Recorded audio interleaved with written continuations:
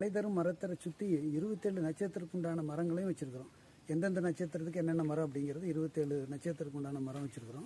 அது என்ன காரணம்னா 27 நட்சத்திரத்துக்கு அவங்கவுங்க நட்சத்திரத்துக்கு அவங்கவுங்க வீட்டுக்கு முன்னாலேயும் அந்த மரங்கள் வச்சா நல்லது அப்படிங்கிற ஒரு ஐதீகம் இருக்கிறதுனால அது மாதிரி ஒரு அவேர்னஸ்க்காக அந்த மரம் வச்சுருக்கிறோம்.